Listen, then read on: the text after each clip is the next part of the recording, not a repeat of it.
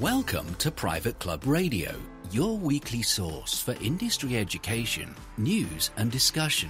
Broadcasting from Tampa, Florida, ladies and gentlemen, here is your host, Gabriel Aloisi. On today's episode, we're going to chat with Brian Rigsby and Jeff Darragh of the Club at Renaissance, who have an idea that one person called the most innovative idea in golf in the last 30 years.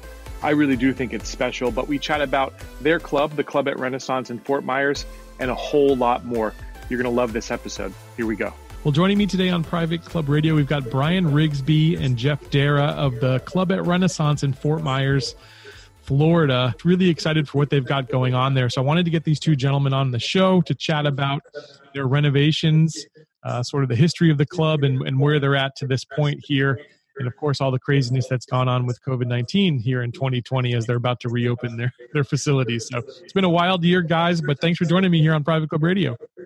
Thanks for having us. Absolutely. Thanks for having us, Gabe. Jeff, I'll start off with you. I'd love to hear just a little bit of background about the Age Club at Renaissance. Beauty, right? Yeah. Exactly. I'd love to hear some background about the Club at Renaissance and the history. Take us to date here. Well, we assembled the property. It's kind of the real backstory, and probably the most interesting part of it from our perspective as a developer was the assembly of the property. It took 33 parcels and 11 houses to be torn down and assembled together in a fashion to make the 500 acres that we ended up developing on.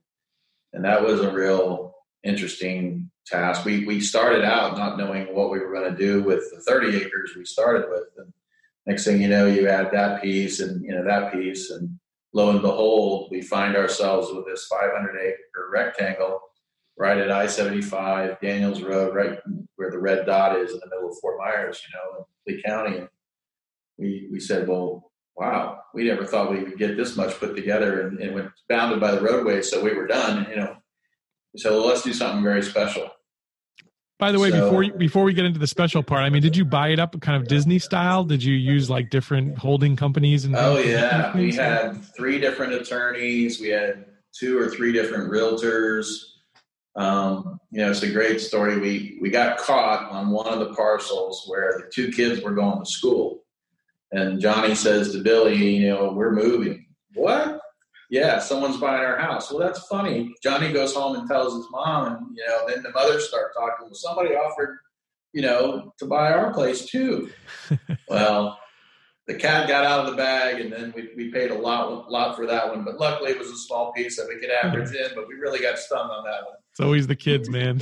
Yeah, the kids went to school, and they bring home COVID, colds, and tell stories, and right. But so no, we set out to do something very special, and we wanted to do something that we thought no one could probably put together a parcel like this close in of this size. So we better, do something that no one else can compete with. And so we made it very low density. 386 front doors on 500 acres with 18 holes is unheard of in most golf course scenarios, and certainly in Southwest Florida. So it makes it very different. It makes it very unique. That brings challenges, but it also brings tremendous opportunity. We think the upside far and away outweighs the downside. So you have fewer front doors. You have more open space. You have what Brian likes to call a golf club that has amenities, and you have a golf club that has these, spread out and more open space homes that really, by Art Hills' design, don't come into play with the golf course. He was able to have enough room. We gave him enough room. We said, Art, you do with it whatever you like, but make a golf course like none other. And he did. He did a fantastic job. Brian can attest to that. Absolutely. You were allotted like 500 front doors, right? Yeah, in the beginning. Yeah, and he left us with 386. So, thanks, Art. But it worked out to be a beautiful, what we think is, and by many people tell us, it's just something pretty special. So the other thing I like about it is it's a diverse community where it's not just big. You've got the big homes, but you also have like villa style, and you have a few different types there on property there. Mm-hmm. There's a mix. Yeah. Yep. Yeah. With my real estate background, if it's all right to talk about this, we actually range in pricing from like the low 300s for a coach home up to almost $7 million for a single family home, which is pretty fantastic for a neighborhood of this size. You don't find that very often. Yeah, exactly. And as you said, it's not a bunch of cookie cutter homes there. They're really, really spectacular. It's just got a great vibe. And like you said, the location just cannot be beat. I couldn't believe it when I drove off 75. I went about a half a block and turned right, and I was in the club gates. That's pretty special. So it makes it nice because people I assume you've got members that are coming down from up north, and you're able to get them to airports and get transportation very smoothly. 10 minutes. Yeah. 10 minutes, you're at the front door, you drop your bags off at the gate, and but we're not in the traffic pattern. Runway 5 and 23 is to the south of us, so we're 10 minutes away, but we're south or north of the traffic pattern, so we have no noise, but yet 10 minutes away. It's pretty crazy. The other thing that really impressed me when I was down there was the feel. It was almost like walking into kind of a Ritz Carlton in terms of the type of service that can be expected. Can you talk about more of the things that make Renaissance special? Sure. So the service mentality here, it's one of the things that we've done is we've been able to keep a lot of our employees for almost 16 years, some of them. So taking care of the employees, keeping them here, they feel like that they're family because we treat them that way. And it allows them to be able to really take care of the membership. The membership looks at them like family. So it's a really special place when you're looking at it from that view.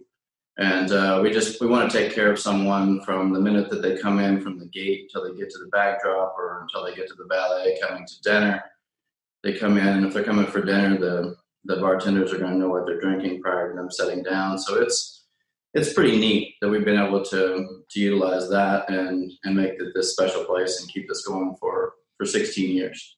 That experience is so critical, and it's obviously a lot easier to do when you have a more manageable community. But it's still that's a special thing that you just don't get anywhere. I love that. So let's talk about this. Owned, I think one of the distinctions there with what Brian's talking about is, and we heard it especially during this pandemic, right? That we heard a lot of the clubs in our area owned by the members, directed by a board of directors, make a line item business decision to say, all right, we're going to shut down and we're going to let everybody go because it just doesn't make economic sense. But yet they'll turn around and assess their members big dollars to do a special interest project that's on their agenda, right? And so the people component of it is last. The numbers are first. And we put people ahead of many decisions that we've made throughout the years. And that's why Janae and Luis and Mauricio and people like that who are wait staff or bus staff are still with us. And during the pandemic, we paid them their tips, even tips that would not have been coming from us, tips that would have been paid by the owners. So and we were shut down. The golf course was shut down, yet we still paid them their tips. So it creates loyalty. It's an expense, but how expensive is it to retrain staff? I mean, I know your podcast go out to give other people tips and suggestions. I mean, it doesn't work for everybody, but in our case, we feel it's very important for the consistency that Brian talked about. Because when the members come back, Janae, how was it in Turkey over the summer? Oh, it was great, Mr. So-and-so. And they have this rapport, and it gives me goosebumps. I mean, you just don't get that everywhere, And so we try to do those things that can separate us not only with the design of the community, but with the way we operate. Yeah, you can't put a price tag on that stuff. You can't put a price tag on that. It's very valuable. But you can put a price tag on the cost of, as you said, hiring a new employee. I think is, in general, $7,000 to $10,000 when you make a staff change. And they don't know anyone's name when they're brand new. The members don't know them, and it's a moment that is what it is versus a moment that, hey Janae, hey Luis, it's just a different moment. So we feel it's worth the investment. Yeah, it's fantastic. let's talk about this renovation project you guys are about to finally complete. I bet that feels good to say. But walk us through, what led up to the renovations, why you felt this was the time to do it, and then, of course, the challenges that you might have had here in 2020. Sure. So, what we did in the beginning kind of set down. So Rodney, our partner, Rodney Poole is Jeff and I's partner. And we really sat down and took into consideration, really from real estate background where I am and PGA member as well, and Jeff being a developer, Rodney being in building and developing as well. And we kind of put our heads together and talked about what is going to impact this property the most and what is going to allow us to really increase the membership to fill it up, which filling it up is only 275 memberships. So we're still very low dense and you can kind of shoot a cannon off and play when you want out there. But what do we need as far as what people are looking for when they're purchasing homes or looking for a club? And the first thing was the golf course. It was 16 years old and really needed to be regrassed. So we researched and found that Bimini Bermuda grass, coming from the golf background of mine, was probably one of the best Bermudas that's out there. It's a thinner leaf blade, more dense, it's better for playability.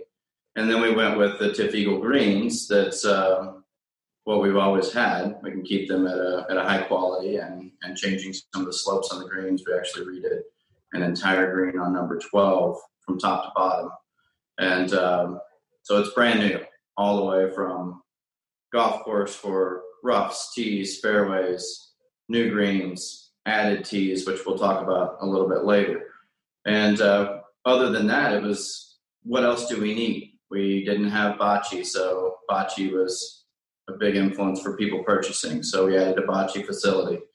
We didn't have pickleball, so we added a pickleball facility. A state-of-the-art pickleball facility is pretty amazing. And to go along with our 6 red clay tennis courts that are the only ones in Lee County that we have, we updated and renovated our spa.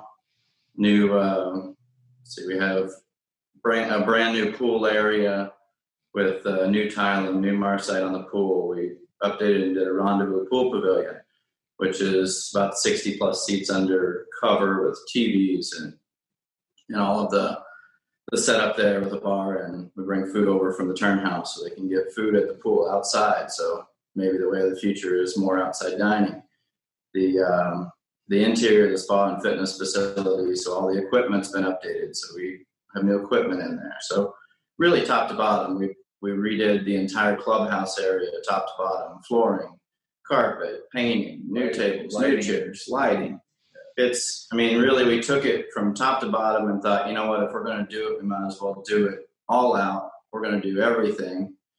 And we were able to complete a 2-year project in 1 year due to, I don't know if it's just we were good planning or we had some of the things going on with COVID. We were able to close a little earlier or whatnot, but we were able to do, I'd say 95% of it, because we're building an 8-bedroom, 16-bed cottage on site as well, which that will not start until April. We want to give them a season without the hammer and nails going on and let them enjoy what we've already completed, and we'll start that at the end of season and we'll have that finished by October, November of 2021. So it's been quite the project at this point in time. Yeah, I love that. Now, you said that people were asking for bocce and for pickleball and things. How were you finding that information out? Were you just polling your existing members? Were you looking at what new buyers were looking for? How did you come up with that? Well, it's really just, new members when they're looking, coming in, new homeowners. I get the question a lot from being in the real estate aspect of it. So that side allowed me to really find out what clubs are doing, researching other clubs in the area, and actually just in the country or world, or what places are doing that's really being successful, and trying to pull from other places, as well as it's just kind of pulling the people that are coming in and asking, what do you have? What's there? What makes you different? And to have everything available for them really was something to make it special for everyone. And it makes it exciting for people coming in to say, well, I might not be a golfer, but I have all of these things, or the husband or the wife might play golf and the other spouse doesn't. So they have all these other things to utilize at the club. So it's really been successful for us as far. It seems like a simple thing, but really it's quite profound, I think, in terms of looking at what your prospects. So this is just a lesson for other club managers or club owners out there. Look at what prospects are saying, because a lot of times we poll our members. We want to find out what they want. And of course, we've got to, serve our members. But to really see the market as a whole and what a prospect wants, I think you've definitely got to take more careful consideration there, and that can help you in your planning processes just as much as polling members. So that's great, guys. Kudos to you guys for doing that.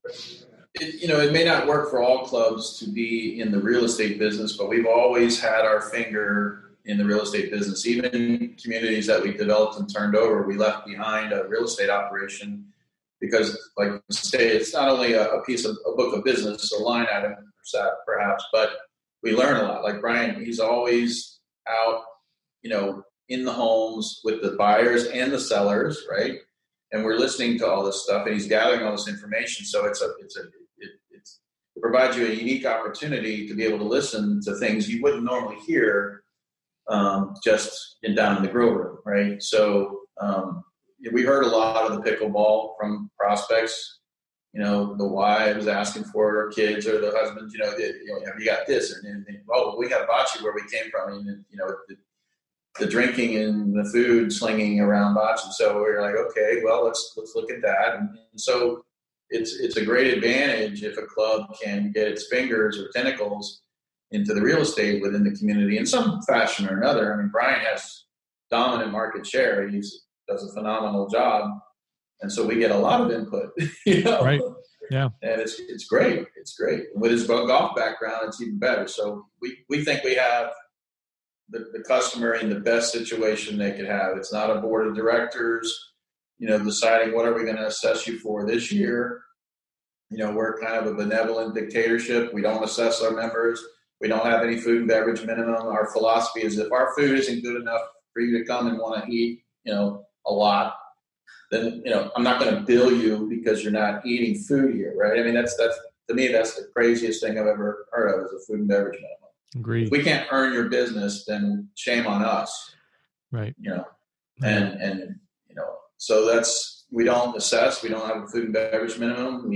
We're there taking care of your real estate. I mean, it's a symbiotic relationship. A club that's inside of a residential community like this has to have a happy marriage between the homeowners and the club. And so we want to stay close to our customer. And that's how we stay close. It's one of the ways we stay close to the customer. It's a fantastic case study. You guys were very strategic, I noticed, when I was on property there in terms of where you built those new facilities and the way that food could travel closely from the bars to the bocce areas. And I'd love for folks to maybe take a look at the Club at Renaissance Reb's website, look at some of the photos and see how they did it, because it really was pretty cool. But the most to me impressive thing that you've done, at least on the golf side, was this new 54 course that you're building. So for someone in the club industry, for me, I think it's really exciting because we've been talking for years on this show and other outlets about how to make golf quicker, how to make it more enjoyable, how, for younger families and other folks out there. I think this concept that you've put together is fantastic, and not just younger families, but older folks who maybe can't hit the ball as far as they've hit it in the past. I think this thing's really exceptional. So, Brian, I'd love for you to take me through. First of all, let's explain what the 54 is for folks that don't know.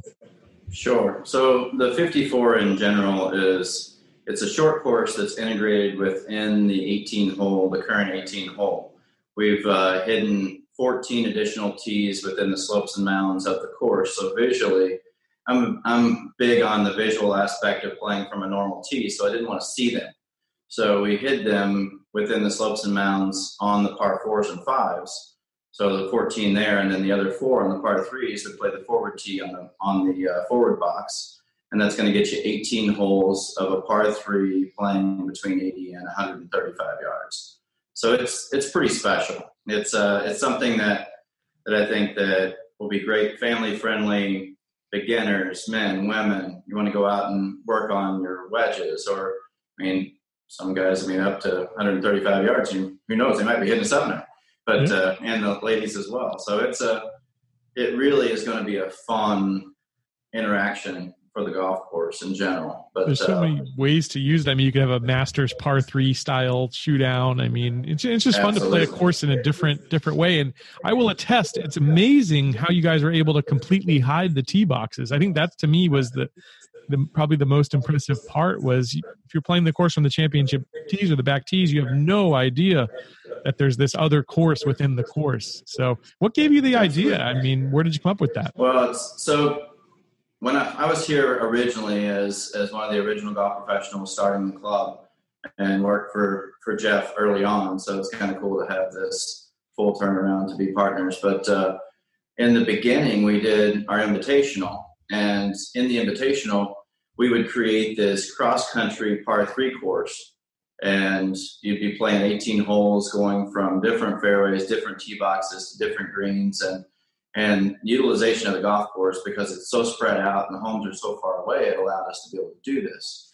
And I went to a club up north after being here for 9 years, left and went up there, and we created an idea to do this for a older membership that wasn't really playing that tee anymore. And I thought, you know what, when we got back here and having the conversation about what can we do that's special and different, that's going to be something like nothing else that we have here, I thought, this is going to be able to create a family-friendly environment. You'll be able to utilize it for juniors, beginners, men, women. I mean, that was really the focus and the background behind it. And it just evolved into something really cool. So we'll send you some pictures once everything's finished, and I can't wait for you to get down here and see it play. Oh, I can't wait. I'm gonna do my show from there for sure, because I think that'd be so fun just to play a course 2 different ways on the same day would be even special. And you guys are doing a lot more in terms of golf as well. You've partnered up with some folks. Talk to us about the Impact Zone Academy. So Bobby Clampett, it's a good friend of mine, met in North Carolina, and we have pretty long-standing history, and he knew the background and kind of what I had come from, and he really wanted to do something special as well. So we built a 1,200 square foot facility that's going to have TrackMan and Foresight and K-Vest and swing catalyst pressure plates in the floor and Sam Putt Lab. And his Impact Zone facility has 2 bays, so 2 air-conditioned bays. The doors go up in the back, and you hit on to our newly renovated range, which we've created. We cut fairways out there. We have target greens. We planted trees, kind of, I guess, to ask, and just wanted to really give it an opportunity for somebody to go out and practice with a purpose. And the philosophy that he has behind that, it's really, really amazing. And he's created impact-based teaching, which I think is pretty spectacular, and working from the ground up and not really worrying about how your swing looks as much as worrying about what happens at that moment of impact. So it's having him here, being able to have all of our instructors really certified in this Impact Zone is pretty amazing. So Impact Zone Golf certified, he has his own instructors. So we work cohesively together, and really to provide that experience for our guests coming, his guests coming. It's something real special. Absolutely. It looks like an exceptional experience.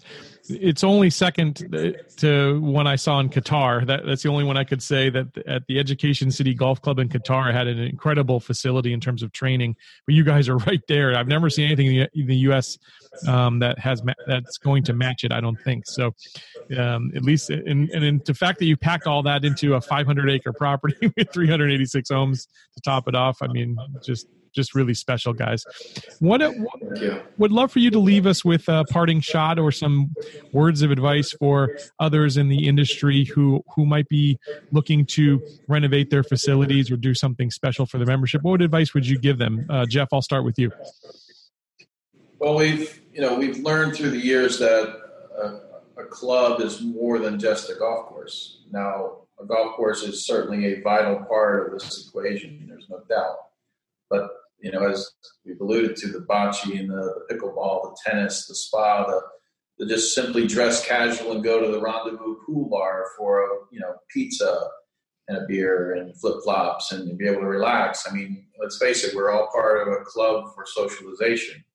And, while golf is a great sport to socialize with and social distance, of course, but the outdoor experiences go far beyond that for all those in the household. We talked about the 50-year-old that is buying a golf membership today. Well, the wife is a vital part of the golf experience as well, and the social experience. I mean, the 50-year-old that bought when I was 20 years old, some 30 years ago, right, is a different 50-year-old today. Right. And so we all have to adapt, and we have to meet the needs of our customers first. And our customer composition, our customer desires and wants change. Time, we all value time differently. I went to a seminar some few years ago, and it talked about the change and what the phone has done to everything. So 30 seconds ago. So, a round of golf in 4 hours, if you will, in some places, not that here, but I mean, you have to really look at how people value their time and what they do with it. And so that's why we have the 54. If you want to take 2 hours or an hour and a half, 45 minutes to go have some fun, then go for it. So you got to look at how people value their time. And I think that's really what has changed a lot of our thought processes is how they spend their time. I love it. Brian, what would you add to that?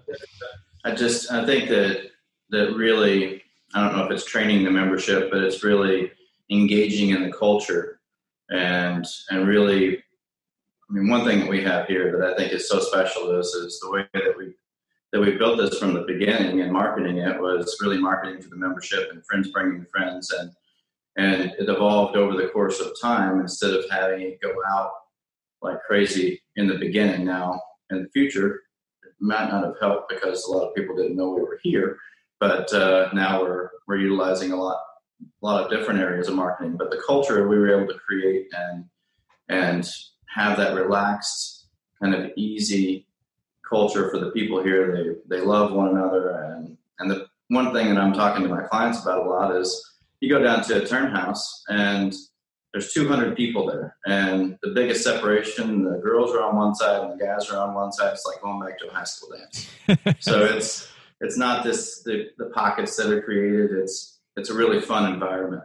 So I think diving in and really working on the culture as a club is a big benefit for the success of places. And I mean, just taking care of staff in general as well. So yeah, outdoor experience is very big, right? I mean, like this turn house Brian's talking about with 200 people, that's Thursday happy hour. And we only have 396 front doors, right? So 386 front doors. So, I mean, they come and they enjoy and they have a real good time. And it's outdoors. We couldn't, we used to do it in the dining room, and the dining room was a little formal and stuff. We got a great looking bar and all that stuff, but they all wanted to go downstairs and be outside and dress casual shorts and just relax. And it's about how is my time better spent and feels better to me spending it in a more casual environment. It's not, we are not the stuffy, tie up to here country club. And, those days are long gone. We all know that. I mean, it really is. There are places in the world where that still exists, and it's appropriate. Not here. No, our dining facility, I mean, although formal and a very high-end experience, you could still come up with shorts and loafers. We will allow them to wear jeans, not with holes in them and whatnot, but as long as it's something that's put together and they've got a button down on or a golf shirt. I mean, you can go to some of the best. I mean, we're in Florida, so you can go to some of the best restaurants on the planet and wear shorts and flip-flops and a golf shirt and have that type of experience. So why not be able to do that at a club? And it's allowed us to have what I feel like might be the lifeblood of the club for the future, because we've created a membership category called an executive membership, where it's under the age of 45. And there's 25 of those and 25 memberships over the age of 75. And then you have your core membership of 225 in the middle. Now they're all full memberships, no limitations. It's just based upon the age. So you're creating this influx of a younger membership that's really the lifeblood of the club, that's going to always be flowing into the middle, and the middle's flowing out. So I think that works, and that's allows us to have that 275 low number, and you've always got people coming in, and the goal is really, like at all clubs, is to get on a wait list. So I love it. So leave your ascots at home if you're going to visit the club at Renaissance. And right. I definitely do recommend if you're in the club business, hook up with Jeff and Brian, get over there to see what they're doing, because it really is special. If you're a potential member listening to this show, it's a club that you should absolutely look very closely at if you're heading into the Southwest Florida area, Fort Myers specifically. It's just a fabulous place. I couldn't recommend highly enough. So, gentlemen, I really appreciate your time. Thanks so much for joining us here on Private Club Radio. Gabe. And we'll talk to you soon. You do a great job too, by the way. Hey, thanks. Just so for those listening. Absolutely. Yeah, we appreciate it. Thank you. Thank you so much. Cheers. Well, that's going to wrap things up here on Private Club Radio. I hope you have a great rest of the month of October. I'll catch you back here on the month of November. Have a little bit more fun. And until then, here's to your membership success. Private Club Radio is brought to you by Concert Golf Partners, helping to preserve and enhance private golf and country clubs. Visit concertgolfpartners.com to learn more about the recapitalization process.